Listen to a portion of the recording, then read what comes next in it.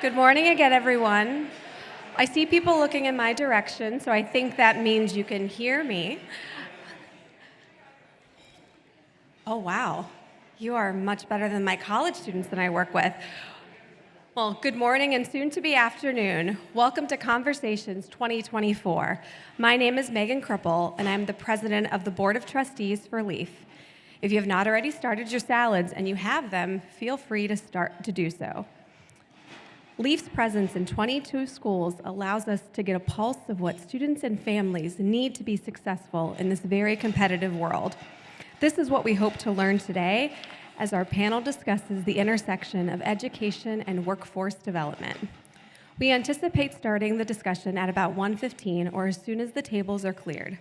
Please feel free to get more coffee at the coffee stations on both sides of the room or at the bar towards the front of the room for soda and juices. I would like to take this opportunity to thank our supporters, bronze sponsor Morris Beverage III, Commissioner-elect Lake County, partners Amy Capatina Dufour, Anthony Potagil and iSTEM, Auburn Career Center, the Educational Service Center of the Western Reserve, Keith Homan, Steris Corporation, and Willoughby Eastlake Schools. Thank you all for taking the time out of your day on this, what may be for many of you, a very busy but short week to learn about the intersection of education and workforce development. Again, we will get started at about 1:15. Enjoy your meals, and thank you so much for coming.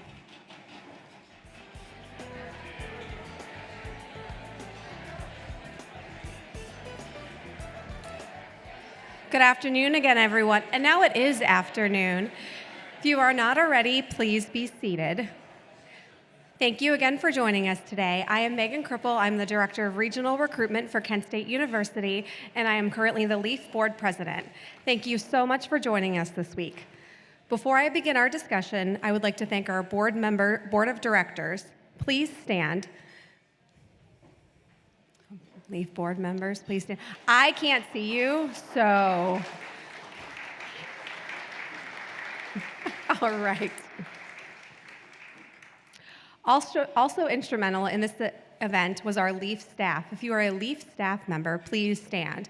Again, I will count applause as you're standing since I can't see you.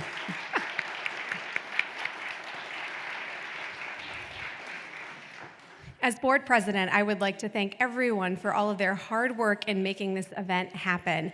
I was originally on the planning committee and then asked Tony to step in when I became board president. So I would like to personally thank Tony Potagil for stepping in as I took another role. So another round of applause for Tony for taking over for me. And for the hard work of Pat, our executive director. Very appreciative for all that you did. So Pat, she didn't know I was going to do that, so I'm not sure she's happy with me right now. I'm the middle child of 5 kids. They're normally not happy with me, so it's okay. Well, thank you all. So, in addition to some other things, I would also like to take a moment to recognize a leader in the community, Morris Beverage III, the Commissioner-elect for Lake County. Thank you to Morris.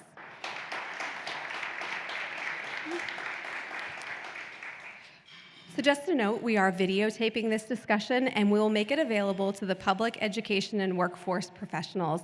That is the reason for the lovely lighting that we have in this room today. I would like to introduce the moderator for this event, Dr. Sunil Ahuja, the new president of Lakeland Community College, which is a LEAF University partner. Dr. Sunil Ahuja became the president of Lakeland Community College in April of 2024 after serving as provost and vice president for academic and student affairs at Shawnee State University in Portsmouth, Ohio, where he carried a broad portfolio of responsibilities with leadership and oversight over both academic and student affairs divisions of the university. He is particularly proud of spearheading efforts leading to the development of the C.H. Lute School of Business, the School of Nursing and Human Services, and related programs at Shawnee State, all with direct connection to workforce and economic development, greater access and opportunities for education and for economic growth in Southern Ohio. Dr. Ahuja holds a Ph.D. in political science from the University of Nebraska. He has published 9 books and numerous articles and book chapters on American legislative politics and congressional elections, and taught widely in the field of American government. We are delighted Dr. Ahuja is joining us today. And with that, I present to you Dr. Ahuja, who will introduce our esteemed panelists. Thank you very much.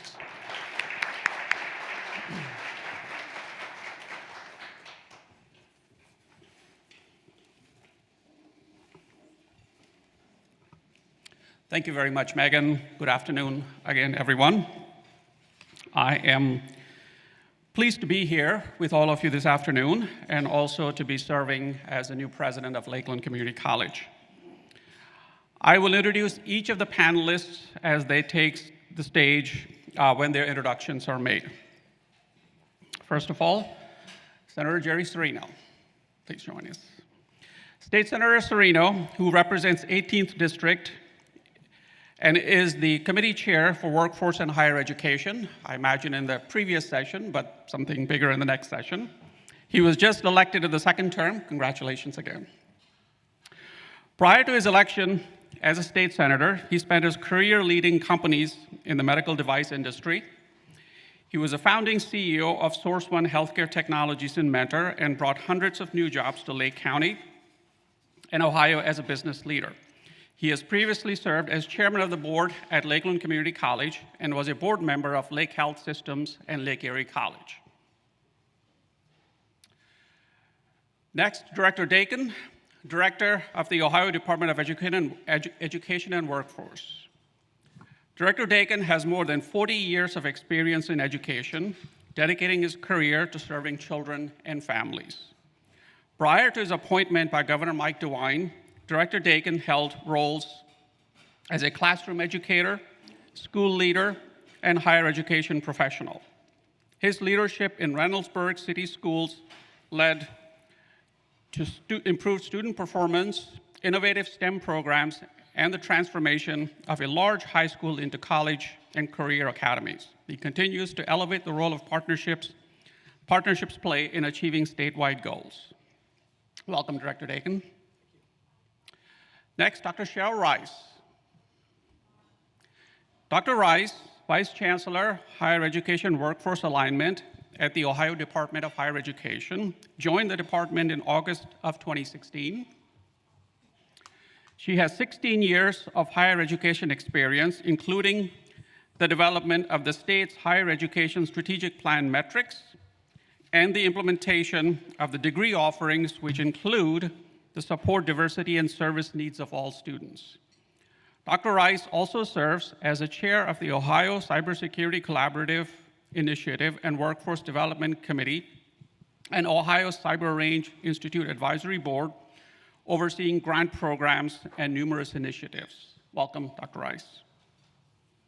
Last but not least, Julie Szeltner is a director of talent engagement at Team NEO, which is a regional economic development organization in Northeast Ohio.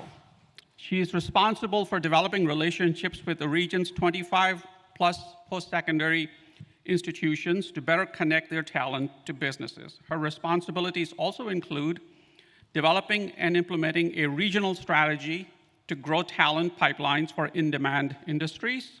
She has a BA in history from Cleveland State University and an MS in adult education from the University of Akron.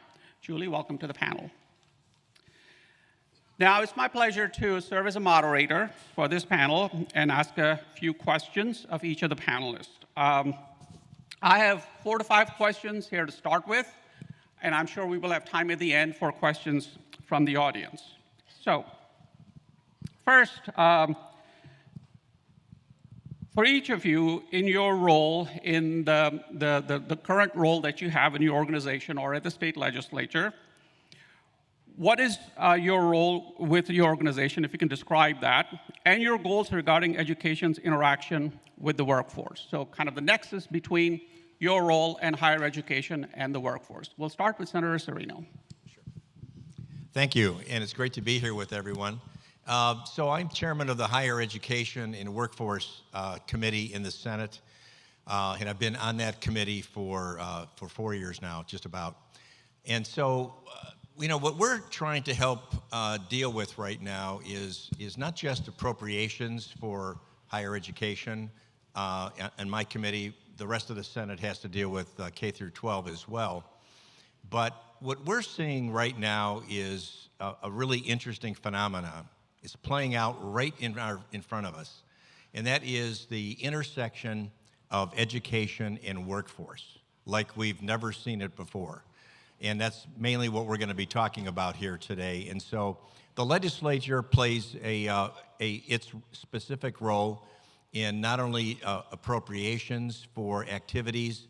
We're also very highly engaged, along with the administration, in economic development, because that is not going to succeed unless we are nurturing a strong workforce. And we'll be talking about the educational continuum, I'm sure, in the balance of this panel. Director Dackin. Great. Good afternoon. Wow, that's disappointing. I'm recovering from a little cold here, so I apologize for my voice. It might be a bit irritating for some, although some suggest I'm irritating anyway without the voice. And by the way, kudos to this facility. This is such a beautiful facility. Obviously, with the change in the government structure in K-12 education, we are now the Ohio Department of Education and Workforce. By definition, that challenges us to integrate the relationships between business and educators. So that's been our mission since I took the job from day one. I'm coming up on my 1-year anniversary here on December 7th, which is a day that will certainly live in infamy. Okay, that's a historical reference. I'm a history guy. I apologize for that. But it's good to see a lot of my colleagues out there. Tony, thanks for all your leadership with LEAVE. Joe and Julie, I've been working with Wycliffe on a variety of things out there. Brian's over here. We're having great conversations with our friends in the CTE community. And I even have a couple of Columbus folks who come up here, drove all the way up here. So the mission of the department and is really the vision of Governor DeWine and Lieutenant Governor Husted to ensure that we provide every child in this state with an opportunity to reach their God-given potential. It's as simple as that. The governor says it time and time again. And that means for K-12 is that we got to start early. We got to start early with families and students, making sure they have the opportunity to learn about what availability there are for careers and jobs that match their interests, their aptitudes, and so forth. So that really is the mission of the department right now. I do have to say this. We're all about the science of reading, and literacy is a workforce strategy. So imagine a state where every child is reading at or above grade level as they're coming through the system. Imagine the economic mobility for that child and family. So I'll stop there. Thank you, thank you. Hello, everybody. I'm Cheryl Rice. I'm Vice Chancellor of Higher Education Workforce Alignment, and it's a pleasure being with you today. I love seeing students here today. I was intrigued about that. I was like, oh, we have students here. I love that. My area is called Higher Education Workforce Alignment, and that couldn't be ever more true to what we do every day. My team works with all the institutions of higher education as well as the Ohio Technical Centers to make sure that we can provide the financial resources to help support students and curriculum development and working with the business community to make sure that we're communicating what is needed for the much needed talent pipeline of the future. So it's just really much of a pleasure to have that opportunity to bring together the work from the Senate and have our opportunity for budgeting and the Chancellor to make sure that we can provide those resources. A couple of different types of resources that what I'm talking about could be scholarships, STEM education scholarships, capital equipment for the institutions, mental health and other type of sector priorities that we have. working with the cyber area, cybersecurity, broadband 5G, auto and advanced mobility, or others known as electric vehicles, and just really looking at all the different strategies that we put into play. So I thank you for having the opportunity to be with you today, and we'll learn more from each other as the day goes on. Thank you. Hello, excuse me, theme of the day. Nice to see you all. Julie Szeltner, Director of Talent Engagement with Team NEO. I really appreciate LEAF including me on this panel today. I think we're all working towards the same goals, so you'll see just how many different directions and angles we come at it. So if you're not familiar with Team NEO, we are the region's economic development organization. So Jobs Ohio is the statewide economic development agency, and they have 7 partnering agencies across the state, and Team NEO represents 14 counties of Northeast Ohio. So economic development is all about attracting and growing business in the region.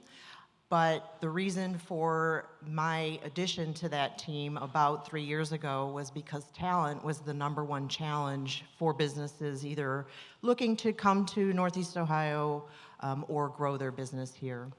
So my work mainly is focused on our post-secondary institutions, of which we have a wealth, which is both a challenge and a blessing, but sometimes businesses don't necessarily want to go to each of the 25 different post-secondary institutions to figure out where they can hire talent, and vice versa, schools going to every business in the region. My short version is I'm to be the easy button for business to get to the talent. So if companies who are looking to come to Northeast Ohio or expand, we have a whole team of business development folks who would direct them to me to help figure out how to build that talent pipeline. So that by now it's probably pretty obvious what my job is connected to the workforce. My work is mostly around post-secondary, but I also do a lot of work with career centers and starting to push into K-12 because that is what business needs across all the talent and experiences. We need pretty much everybody to participate in the workforce that we can possibly find. And of course, we want to fill all those in-demand jobs. So if I may follow up, and Julie, I'll start with you. Generally, in a general sense, from what you are seeing, so what is higher ed doing or not doing or should be doing in connection to workforce development, talent readiness, skill development, and so on? And we'll go back in the order from here. Awesome. So I'm a staunch supporter of post-secondary ed, and education changed my life. First gen, went to Cleveland State, launched me in a new trajectory from being a first-generation college student. My experience with higher ed is they are desperate to hear from business, and they pretty much will bend over backwards to create whatever business needs. So I'm not seeing a lack of desire around programming and trying to customize what's needed. It's just, to me, a lack of collective communicating back and forth. So again, that's a lot of what we try and do. Team NEO has a council called the Talent Development Council when we bring higher ed and business partners together to have those exact conversations, because due to the demographic shift as far as workforce and college enrollment, we may have all the programs we need. We just need to find a way to get those students into the right programs. So I just want to say we just more and more conversations, and we could do it industry specific with industry sector partnerships that could bring a collective message back to higher ed and coordinate that growth, or figure out how to get students interested in the areas where we need them. That's kind of the hard part. Thank you, Julie. I guess I want to answer that question and how it's important to engage higher education and workforce development together through work-based learning experiences. I think that that gives an opportunity for students to learn what those opportunities are, and it gives the employer the opportunity to find and recruit and attract and engage with the student population to turn those into possible employees. We look to the future of all the different opportunities that are out there. I named a couple of different sectors, and they're all looking for a talent pipeline. So the more that we can engage while we're still in school and introduce those opportunities, we find that students find their niche and their passion for what direction they may want to go in. And sector being whatever sector that is, because from the insurance sector to the auditor's office to accounting, you name it, they're calling, saying, can you help me find a pipeline? So the more that we can engage students into that opportunity so we can actually find our passion while we're still in school and moving that forward. I think we do a really good job of that. We need to do more. We need to engage more with the business community. And that's really where I come in, or our team comes in, to help engage and introduce to those institutions. Not on a one-to-one basis like Julie talked about, but collectively moving forward. So workforce engagement. Thank you. Thank you, Cheryl. Follow up? Yes. Okay. Yes. So I'm going to give you some thoughts to think through as we're having this conversation. Demographics are not our friend in Ohio. The state stands to lose some 675,000 people over the next 10 years in Ohio. We have an aging out baby boomer population we have a baby boomer population that's aging out of the workforce, so it's a proverbial perfect storm. And so as we think about the economy, now here's the good news. The good news is that CNBC rates Ohio the 7th best place to do business. The 7th, up from 13th a year ago. That was in 2023. So we got a lot of good things going for us in Ohio. We are attracting businesses who want to relocate here. The challenge that many of these employers have is, where am I going to get my talent? And so I'm going to give you a stat that may be surprising to you. So in any given in Ohio over the last 10 years, we've had about 136,000 kids who enter high school for the first time as a freshman. If you fast forward 6 and 8 years later, 69% of that cohort that entered never get a 2 or a 4-year degree. So I'm going to repeat that. 69% of that cohort never gets a 2 or 4-year degree. Now, do we want more kids to go to college? Absolutely, if it's the right thing for them. One of the things that we don't do a very good job, and let me just say this before I go much further. We have a lot of random acts of improvement out there in K-12. A lot of folks, I just came from Mentor earlier today, and the things that they're doing in that district is precisely the kind of things we need all high schools to do in our community, where they have brought CTE to kids, brought it to kids.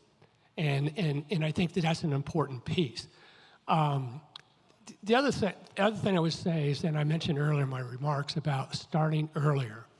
We've got to get, and the governor in his State of State speech said he wants every kid on a pathway to something, We need PhDs, we need engineers, we need that, but we need technicians, we need medical assistants, we need trades, et cetera. So we need all that. There's more jobs out there than we have people filling them right now.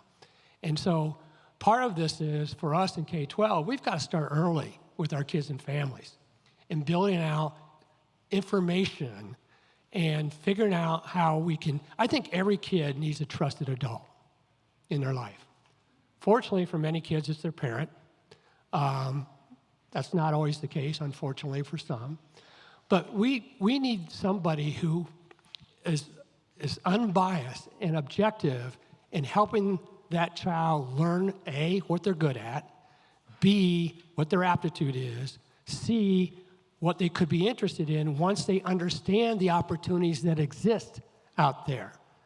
And then help them, and I'll just say this as a father of a former daughter who went to law school, for God's sake, who I'm still paying for. We need to sit down with families and help them with their ROI on their return on investment of what they're considering. It's not to tell them not to do it, simply give them the information. So if you know you're going to be a teacher, for example, know what the ROI is on that, and just understand that. That's all. But we don't do that in many cases in our schools. So I'm really advocating for a system of preparation of awareness, exploration, experiences for kids as they go through the system, why we have them, and then help them to make sure they are ready for work, because that's the world many of them are going to experience right out of the high school. And the last thing I'll leave you with, partnerships matter. We have to have a partnership first in this thing. Nobody can do this by ourselves. And I got a whole lot of thoughts about partnership. Thank you. So let me add a different perspective as well. And the director pointed out the demographics as something that's sort of slapping us in the face right now. Many of you in this room are too young to remember Governor James Rhodes. You may have read about him or seen buildings named after him in Columbus and elsewhere. But he had a vision in the 60s on education. And the network we have today of our 14 public universities and 22 community colleges, and I don't remember the current number of CTEs that are 49? Okay. So that was put together, and it was a bold vision that was absolutely necessary at the time.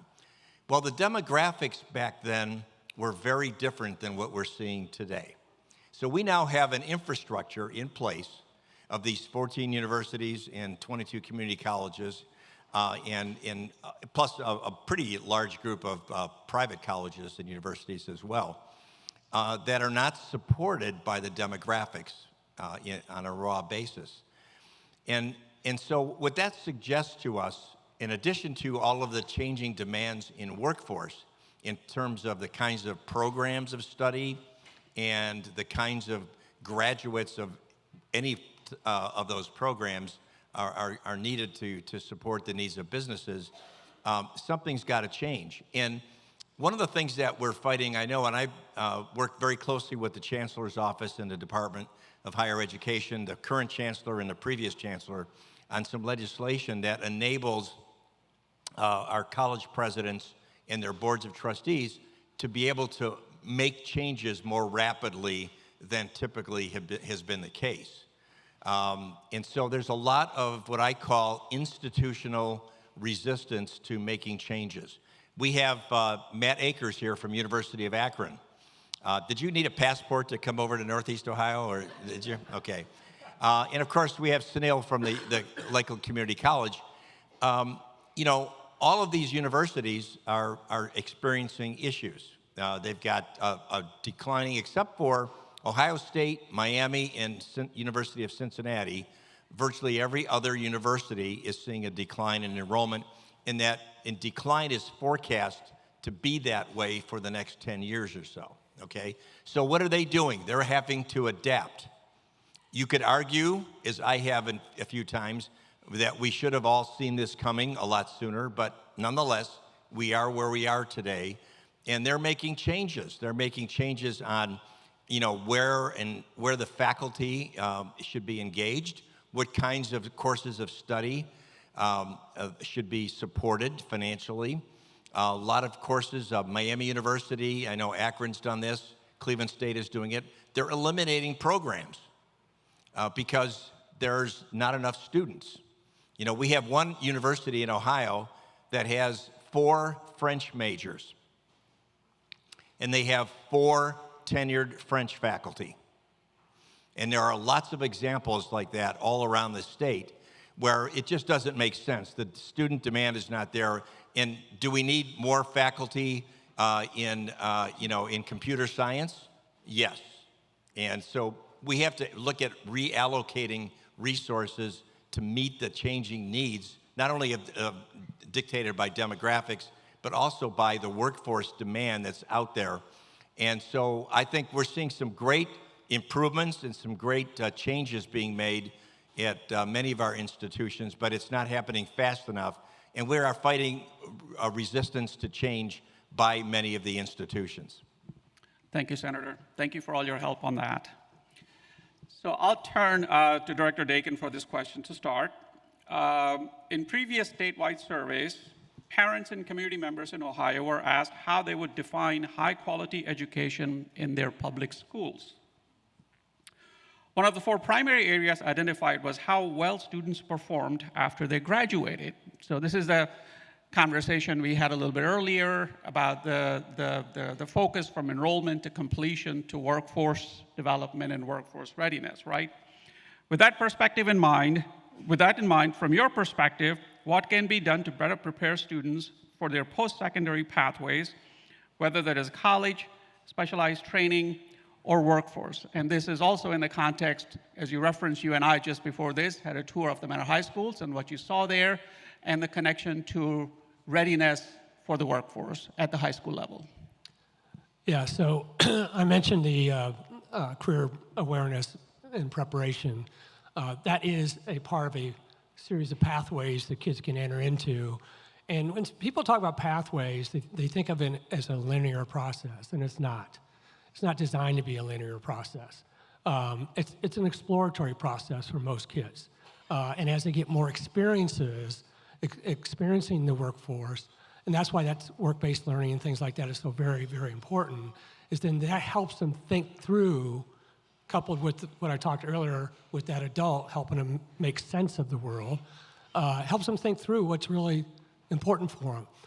The things that are really exciting to me is the integration of higher ed into K-12. And, you know, I confessed, I spent 8 years after I was a superintendent, I spent 8 years at Columbus State Community College and oversaw a regional partnership called the Central Ohio Compact, where it built relationships between businesses and employers, with higher ed, with K-12, and increasingly many of the social service agencies in our region.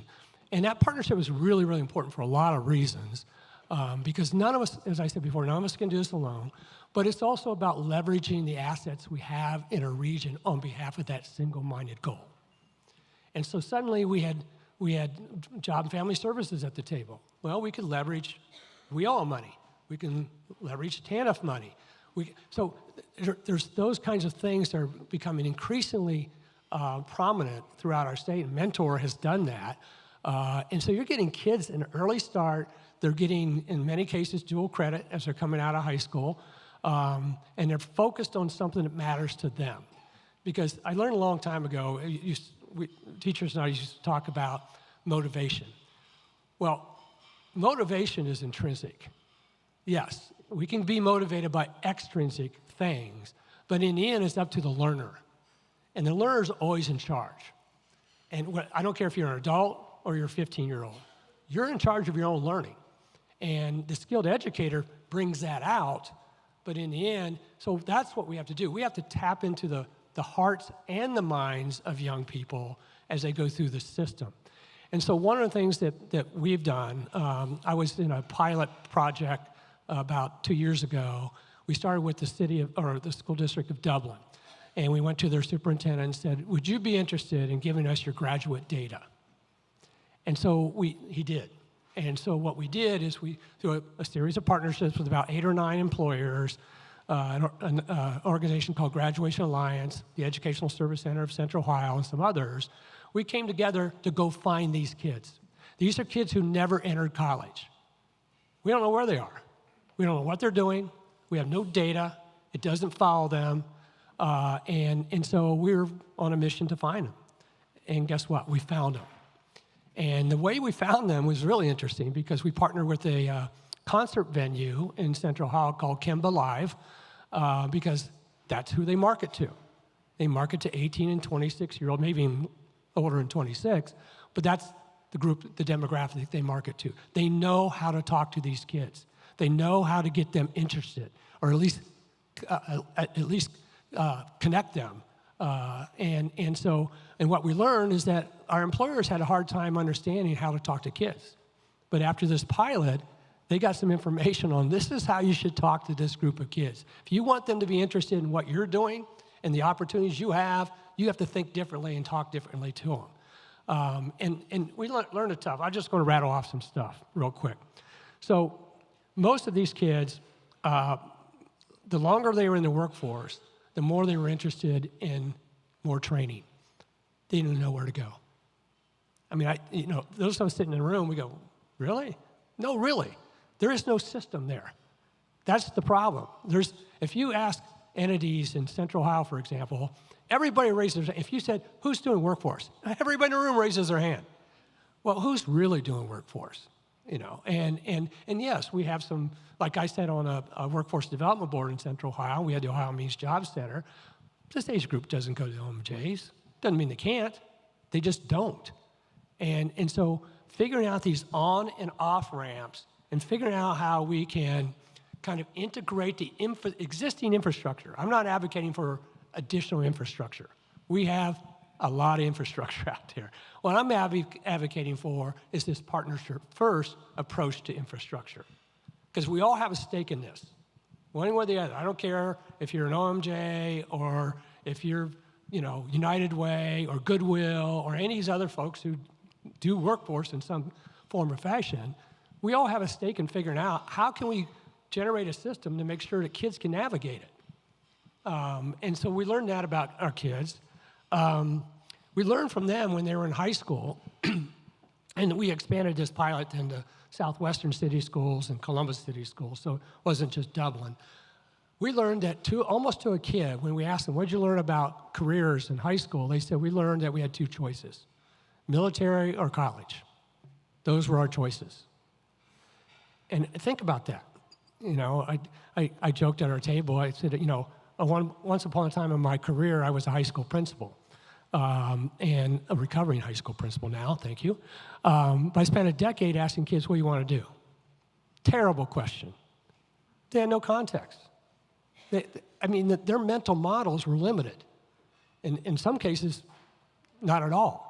And so to ask them what you want to do in a rapidly changing job market, it's just really malpractice in some sense. If you've not provided them with the information necessary for them to make a decision to answer that question. And then the last couple of things I'll say about this group of kids, 70% expressed that they had no employer-sponsored medical benefits. They're currently working at a job that doesn't provide employer-sponsored medical benefits. And so when we think about economic mobility, what's their trajectory? And so, and I'm monopolizing here, I don't mean to do that, and so we've expanded the pilot to include 7,000 kids now in Columbus, and we're working with sending an RFP out to employers to apply to be part of it. We're doing a marketing and branding campaign. So we're going to learn more. The sample size we had originally was sufficient sample size, but this will make it a more robust sample size, and we'll be able to use it to talk to our friends at ODHE, to talk to our friends in the legislature, and our friends in economic development, to figure out what's next then. How do we incentivize the system that we want? Cheryl, a follow-up on that. So what can be done to better prepare students for post-secondary pathways? Absolutely. So just going off of what you said, Director, is about the partnerships and engagement and making sure that the wealth of information that needs to be provided to students from secondary going into post-secondary or whatever their next moves are. We have a growing base here in Ohio called Industry Sector Partnerships, and this is something that we bring our K-12 partners, our higher ed partners, business and industry, social services, all coming together to make a difference in that particular region. I've seen personally the benefit of these sector partnerships, and this organization in itself. I congratulate you on bringing all those different folks together today and in what you do to make sure those messages are getting to those students and helping to counsel them along the way. So we thank you for that. These sector partnerships also help to open up those doors for that engagement. Again, that I can't emphasize how much the workplace engagement for students, no matter what age you are, it brings about. Why'd you look at me? Well, I meant K through 12. Am I that aging out baby boomer? But thinking about from the standpoint of taking those field trips, getting teachers into the business and industry to let them know what is industry needing out there in the field. Who's in front of the students 90% of their day? They're teachers. And we have to inform our teachers, our faculty of those different opportunities as well. They need workplace engagement as well. So that we need to make sure that our teachers, our faculty are all working together to learn what those different opportunities are. Each one of those steps help to bring about a more successful post-secondary and workforce environment for our students. When we do the workplace engagement, we're also learning about the workplace. The thought process, but how do you operate within a workplace? And you learn from the mentors, the other employees of the company and things of that nature. Those help to make individuals work ready upon finishing their education. So I can't emphasize enough, thank you for that, for engagement and partnerships and making sure that we're all working together to get that information to our students. So when we ask our students, what do you want to do when you all done with school? You have an opportunity to have a thoughtful thought behind that and where you want to go from there. So, thank you. Julie? Thank you. So, to your point, Team NEO puts out an annual report called Aligning Opportunities, and it's been its 8th year now. We just published it late October, and we think it's very helpful to some extent to understand the misalignment between the needs of business and what we're actually producing in the region. But this year we've kind of expanded the aperture. We've been doing the top 20 jobs for 7 years. This year we're looking at the top 50 and really looking at the wages that can support a family. So you can check that out. It's available at our website. But what I do a lot of, I don't do the research, is trying to make that research useful to practitioners. So like the Leaf College and Career Advisors and others across the region, and make it something that you can apply. So to Cheryl's point, we developed a workshop series called Connections to Careers to inform a lot of college advisors and career advisors, but we'd love to talk to more K-12 faculty and staff so that they understand the landscape of the in-demand careers in Northeast Ohio, because they do talk, I mean, you trust your teacher, you learn things from your teacher, and teachers have been teaching probably for a long time and don't necessarily know labor market information.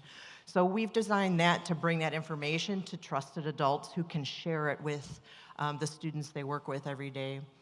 But I'd like to point out a couple more just very granular things, and it's all about exposure, which we've already covered, but there's a couple really good examples. Greater Cleveland Career Consortium is trying to build these opportunities for all of CMSD students and then 10 surrounding suburban schools. Stark Education Partnership has implemented U-Science testing across their districts. It's a little bit different than LEAF, but kind of they do less direct service, and is now using a workforce person to do more than, the college advising is amazing, which I've emphasized already, but also into the workforce. If you don't want to go to college, this is an opportunity for you. And just a small example, this is a company that's a win for Northeast Ohio, is locating in Shalersville, which I learned is by Streetsboro and Manaway. And they're building a brand new plant there, and they've currently have their manufacturing plant in Kansas. And we, last week, ran them all around all the career centers that were near Shalersville.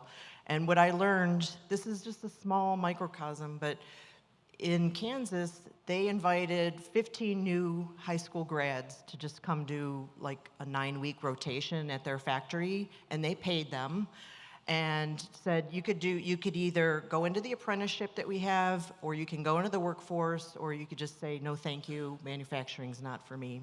So out of those 15 students, they hired 10, which is amazing. It's small, but look at the investment by the company paid off at that high percentage. So we just need more of that, and we're hoping that they're going to replicate that up here when they locate. Senator Cirino, any comments from you? Thank you. You know, if we were here a year ago and talking about what are the biggest impediments to economic development in the state of Ohio, I would have said, and we would probably all have agreed, that it's workforce, right? Well, workforce has now become number 2. It's still critical, and we're going to continue talking about it. Energy policy is going to be potentially the biggest impediment that we have in the state of Ohio, but we're not here today to talk about energy. We're here to talk about workforce. And, you know, for the students and parents of college students or high school students, and for grandparents even who are engaged in their grandchildren's education, you know, we have to understand that companies, think about it from the company's perspective, they are now reaching down into the education continuum in ways that they never have traditionally, right? When many of us were in school or in college, you know, your senior year was the year, or the summer before your senior year was the year of internships, right? Anybody go through internships, right? I mean, that sort of was the typical way. And then, you know, in your senior year, your campus would host employer events, job fairs, et cetera. Well, those are no longer, they still happen a little bit, but those are no longer the ways that companies, smart companies, are recruiting. I've talked with companies who are reaching down into the very early years of high school to offer internships, some kind of work experience, because guess what they have found out? They have found out that when a student, all things considered equal, that the student is qualified and still interested in that career, that they will be retained by that company when they graduate. There's even tuition reimbursement opportunities available to lessen the student debt, if any, that some of these students will have. And some of the really smart companies are working with many of the compacts that we have around the state to reach down even into before high school areas and get students at least, not internships, but aware of what is it that an aerospace-focused machining company like our friends that are here today from Freedon, you know, let them become aware of the career and what the options are, because they may not get it from their guidance counselor. We all know what the ratio is of student to guidance counselor, right? It's, I think in the state of Ohio, correct me, Director, if I'm wrong, I think it's 450 to 1, something like that. It's, you know, what that means is there's not a lot of guidance counseling going on from a career standpoint, because those few counselors are also doing other things besides career counseling for their students. So the smart companies are reaching down even deeper into the educational continuum to bring awareness of their various fields and what industry they're in, as the students progress, to offer internships so they can actually get a hold of these students, train them. And just imagine if you're a company and you are faced with hiring somebody and they have been an intern for you for 2 summers. You know everything you need to know about that student. You know their work ethic. You know whether they're educationally competent to do the job you're looking at them for. You don't have to do a background check of much of anything to feel comfortable about hiring them. And the chances of them leaving you after just a few short years the chances are very, very low. So all around, this is great for companies as they reach down and in cooperation with our educational institutions, this is how we're going to solve the workforce problem in the state of Ohio. Senator, hold the microphone with you. I'm going to come to you. Sorry, go ahead. I just wanted to follow up on Yes, something please. that Senator said. Absolutely correct. So first of all, Leaf, big time shout out to you all. You've been doing this for a number of years getting into schools, helping kids and families try to figure this out. So thanks for what you've been doing. To Senator Cirino's point, when I was at Columbus State, our president, Dave Harrison, used to talk about the 10-year bachelor's degree. And the reason he said it that way is because most of the students who went to Columbus State had to work and go to school. They didn't have the luxury of stopping everything, go live in a dorm for 4 years and not work. So I think the number was 46%, I think, this many years ago. But the point is they were working 20 hours or more. And so that's why it took them 3 or 4 years to get an associate degree. And so if that's most of our kids' reality, then we have to design the educational experience around that. And so you hear a lot about things like learn and earn programs, where you're learning and earning money at the same time. And you're earning money, in most cases, you're earning money in an area of which you have a vested interest. I know one of our first partners at Columbus State was Honda. Honda needed technicians. And so Honda and Columbus State co-developed a technicians program. And then our kids would work, I forget the exact number of, it's like 3 days a week and 2 days taking classes, something like that, I forget exactly. But the other piece that people don't realize, and this is, again, all information, is that Honda then would turn around and pay for their bachelor's degree if they want to go on. So what's great about what you just talked about, Senator Cirino, it's great for the employer. This is the talent acquisition strategy for employers, right? But it's also an opportunity for kids to make a decision, is this the place I want to work? And that's good for kids, so that you don't, go to a place that is not a good fit for you, it's not the right culture, et cetera. So it's a win really for both employers and families when you start thinking about these learn and earn programs. And we really need to do more of those. Thank you. Thank you, Director.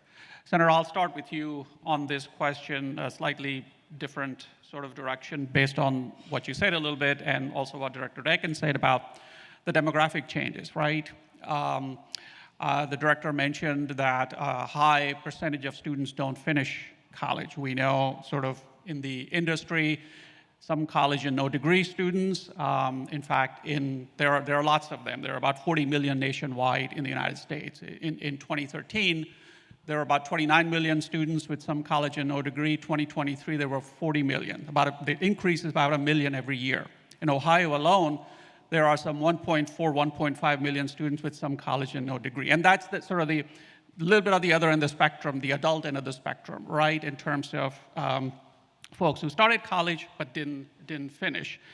Any thoughts from you, either state policy perspective or anything in terms of how to re-engage students back into the education fold and then in the workforce as well? That's a great question. And my first higher education reform bill, right after I got to the Senate, was Senate Bill 135. And one of the elements in that bill was something called the Second Chance Program. And it was focused on providing a $2,000 grant, which doesn't cover everything, but it's something. It would be on top of Pell Grants or other things that other aid the student's getting. Because we were finding out that tremendous numbers of students were stopping out halfway, a third of the way through their college degree program. And as I talked with the university presidents back then, I was asking questions like, well, how many of them actually are dropping out, or they call stopping out?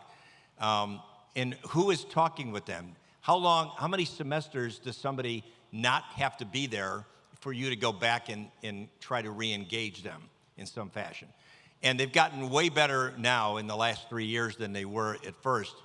But that's a critical group because, these groups very often, think about it, these students are not only stopping out, they're stopping out with debt that has accumulated.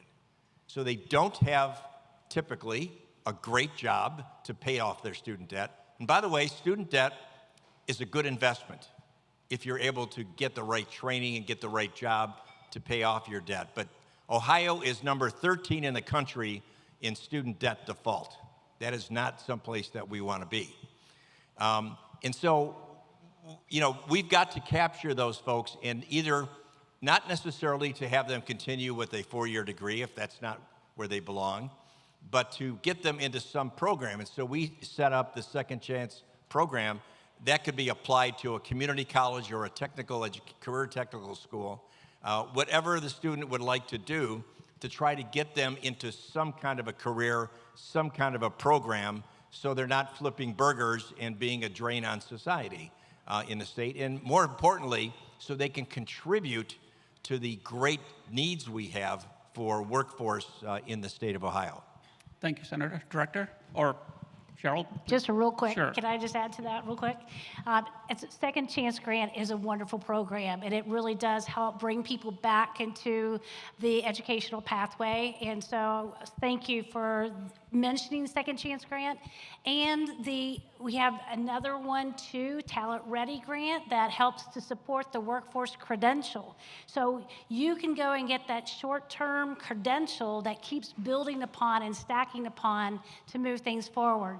These kinds of resources are so wonderful for the state of Ohio. We have such a wealth of resources like this that help to attract individuals back into a pathway. And we have Ohio Work Ready, we have Second Chance Grant, we have Talent Ready grants.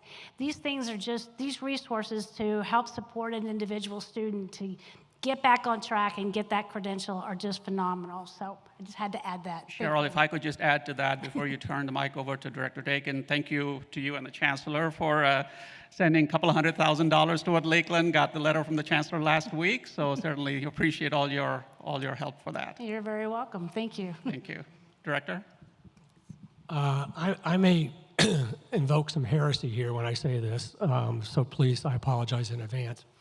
One of the best things I've seen happen in higher ed over the last several years is the evolution of non-credit.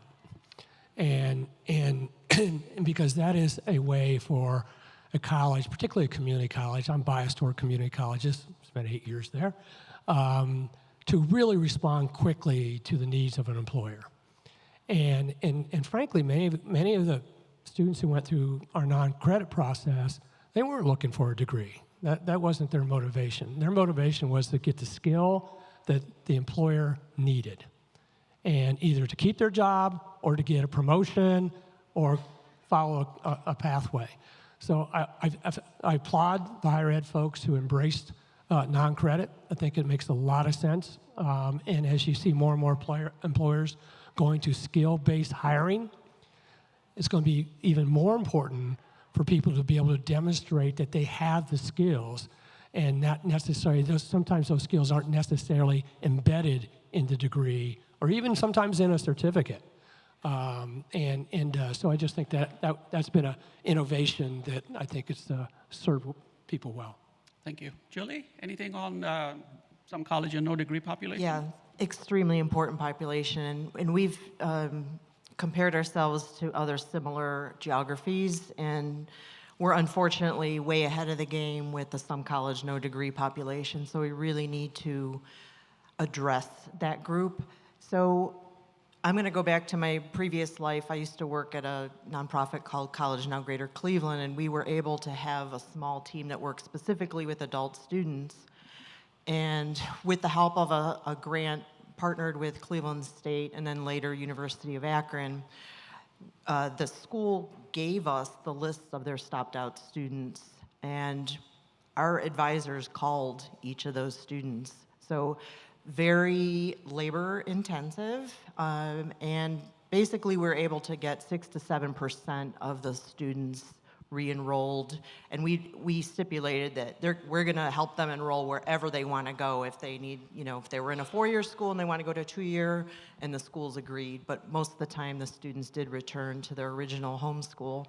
So it's kind of simple, is somebody needs to ask them, and like, hey, we want you back, and also we're going to help you and support you on your way back. And these Second Chance grants, and I think there's also Ohio Comeback Grant, helps with past debts. So we do have a lot of tools. What we don't have is a lot of awareness about them, because, working adults are really busy. They have a family, holding down a job, they're looking for their easiest pathway back. So that's what we need from schools, is to be very adult-friendly, because when you talk about working adults, that is that entire population, is they need to have flexible schedules, lots of online options, but also support. So if we can help get the word out, and I really think it might be, we can work with business to push that down to their employees, that, hey, those of you that have started a degree might need it to advance. There's lots of options, and each of the schools in Northeast Ohio actually usually has a point person to help someone navigate that, but nobody really knows about that. So I guess it comes down to marketing, is that how can we get the word out that you're wanted, we'll help you, there's tools, and to make it financially viable if you can make it work in your life. Thank you, Julie. So we're at about 1:15. I do have a couple more questions here, but there may be some in the audience. I would like to turn the floor over to, do we have a microphone? We'll have a microphone going around. Are there? Please raise your hand if you have any questions for the panel.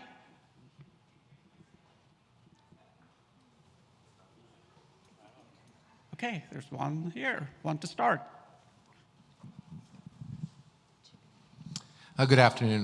Jack Thompson, Superintendent of Perry Local Schools, and thank you. What a wonderful panel today. I'm talking about things that we always think about. And I agree with everything you're saying. I just wanted to, when we talk about return on investment and being able to look far into the future, a lot of times when we work with economic development and businesses and that, we talk about abatements and things that we have to look ahead, and we won't see the fruits of that labor for up to like 15 years. And I'm a new grandfather in study. That's my next career. And when I was going through with my kids, we were both, my wife and I were working, and we always thought daycare, the best daycare was grandpa, grandma, babysitter at home. But in our newest grandchild, because my son and my daughter are working, and we've seen the value of good daycare.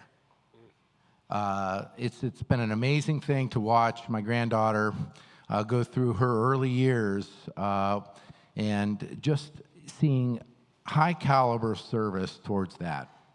And so when I think about starting early, and I think about the books we're hearing about, the lost generation, the anxiety generation, and by the way, I have some great board members that I have to shout out to, Mrs. Foley and Mrs. Trefsker, doing the work on how we deal with our kids so that when they come to school, they're ready to learn.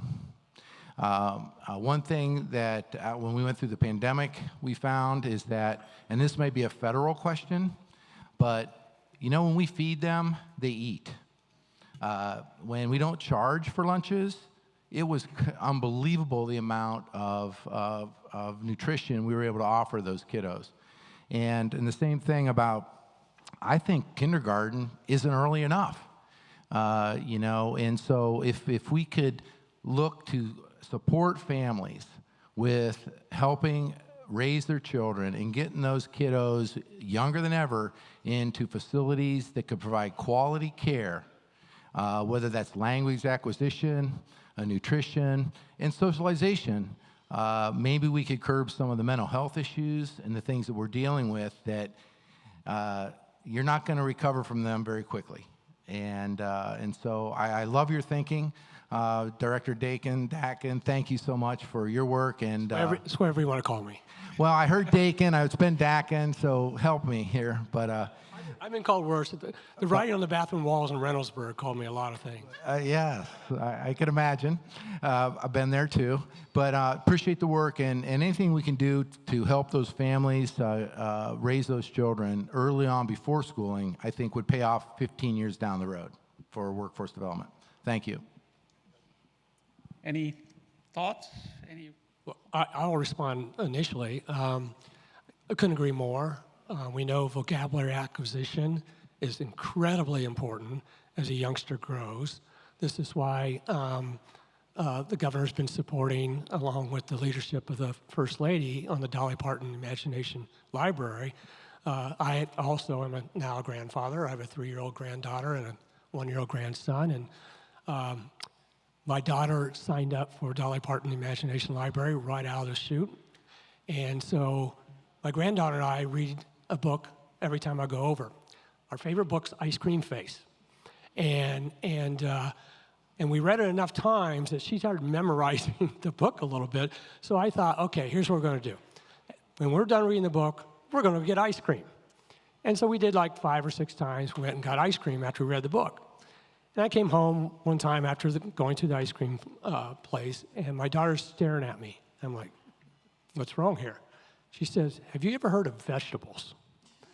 I said, listen, Papa doesn't do vegetables. Papa does ice cream, then Papa hands Caroline off to daughter and leaves. So the point I'm making is that the earlier we can get reading in front of kids, the earlier we can get adults talking to kids and telling stories, things like that is a great thing. You're right about childcare. First of all, it's incredibly expensive. And secondly, we do need high-quality child care providers in our state. That's not in my purview. We have a Department of Children and Youth now. I can tell you it's the priority of the governor to do anything he can do around early childhood.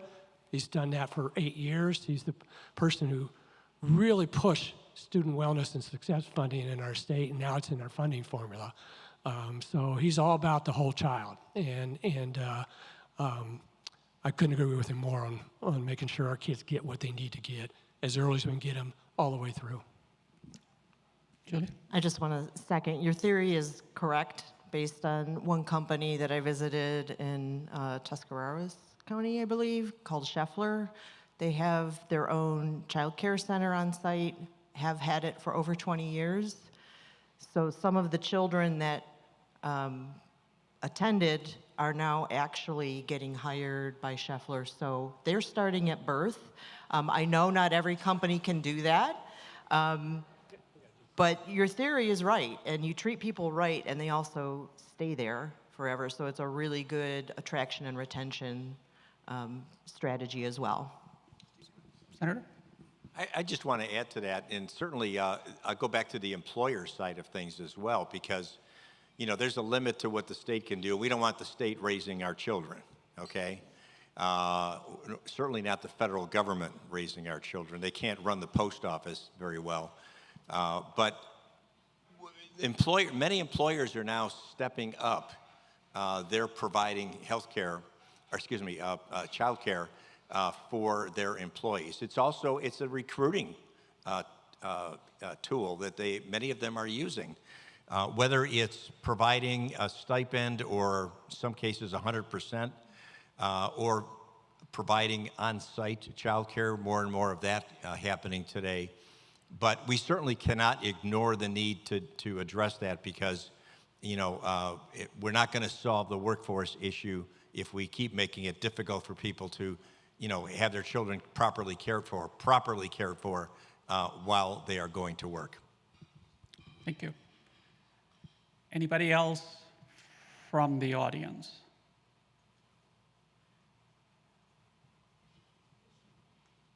One more back there. Hi, my name's Betty Jo Malcheski, and Perry didn't mean to dominate, but you can tell Jack and I are at different stages in our lives. I'm actually going to talk a little bit about the college education, not just increase, but graduate levels that kids are having to repay back in loans. Families that have absolutely tried their best to prepare what they can to get their students into post-secondary education. But the fact of the matter, since when most of us were in college, the tuition costs have raised over 500%, way beyond inflation. And I guess if there's anything to do, if we could take any word to Columbus with this, is just a strong look at youngsters who are trying to make new lives for themselves, not to not pay back loans, absolutely, but to drive down the interest so that there's a fighting chance that once they attain that job, they're paying back their loans in full, but the interest rate is viable. Thank you. Thank you. That was one of my other things I had. Certainly the cost of higher education has gotten a lot of attention. Different perspectives on that, but I don't know, Senator, from policy perspective, or your thoughts in terms of where that stands? that is a great question, a great point. Thanks for bringing it up. If you look at, I'll answer it in two ways. One is that one of the things we're trying to do in our appropriation policies with higher education is to look at the costs that our institutions are incurring today. And the state auditor came out with a report last week. It was not so much, it wasn't higher education, but it was indicative of something we're seeing in higher education. And that is that in many cases we are seeing bloated budgets in our institutions of higher education, okay? Not in all cases, but in many cases, the more and more money being spent on staffing issues versus instruction, things that actually touch the students. Inflation has been difficult for our institutions. It's caused them to have increased costs. I understand that. But one of the things we're trying to do, besides watching it on the cost side, is to really understand, make sure that students are understanding all the various options that they have to reduce or minimize the amount of tuition and room and board that they're going to get. We just passed a bill, Senate Bill 104, which was my bill that enhances the College Credit Plus program, okay? College Credit Plus program is an absolutely fantastic program. We've expanded its utilization. In this bill that we passed that we're hoping the governor will sign in the next day or two, will also allow, it'll qualify more high school teachers to be able to teach College Credit Plus courses, right? So that somebody who's been teaching calculus for 20 years at Mentor High School should be able to qualify without having to go get any additional training. We've also encouraged better communication on what College Credit Plus is. You can literally start in 8th grade right now to take College Credit Plus courses. I have a grandson who's doing it. It will completely change the economic dynamics of getting a post-secondary degree of any kind. And at the same time, I recognize that we're seeing, tuition and room and board just continue to go up, and it's making it unaffordable for many students, and that's why we have such a high default rate. We don't want to have that. But College Credit Plus, I can't emphasize it enough. If as parents you don't know much about it, find out about it, because it is a great program and will minimize substantially the amount of debt anybody has to incur in their post-secondary career. Any other last question from the audience?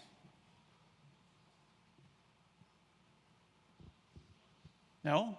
Okay. Well, we are almost at 1:30. Senator will stop with you as your last word. Thank you again for everyone on the panel here for your time and all your comments and thoughts on these questions.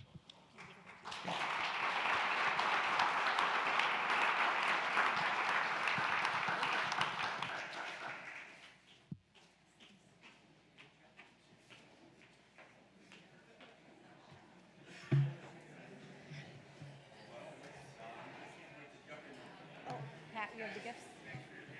It says that there's a gift. Should I? Okay. Do you want to pass them out? Okay. Thank you again. Thank you all for your participation. Panelists, your insight is valuable to our audience and to the future of our learners, as well as those that will view this video in the future. Thank you also to our guests. I hope you enjoyed our program and learned how you can move forward helping students and families achieve success in their post-secondary education. And feel free to continue to talk, whether it is a bachelor's degree, a 2-year degree, a certificate, or other training. Before we adjourn, we have the drawing for a night at Tall Oaks, which also includes a dinner. Dr. Ahuja, before you leave, would you be able to draw the winning ticket? Here's the drawing. Okay. There's just one. There's just one? There's just All right. There's only a couple in there. So, yeah, just grab one. Yep. I think there's only, I know. Oh. Okay. All right, and the winner of the night at Tall Oaks is actually Regina Prosser with Lakeland Community College. All right, Regina. Thank you, Dr. Ahuja. Also, if you would like to take a floral centerpiece, whoever had the birthday closest to today's date at your table, I know we removed them so people could network, but feel free to take a centerpiece if your birthday is closest to today's date. I wish you all a wonderful and memorable holiday season and an amazing new year filled with success and dream fulfillment. You will receive a survey in your email. Please help us out. Please fill this out. It will help us to continue meaningful conversations. Thank you so much for attending. We here at LEAF are very grateful to have your participation. Safe travels and have a wonderful Thanksgiving.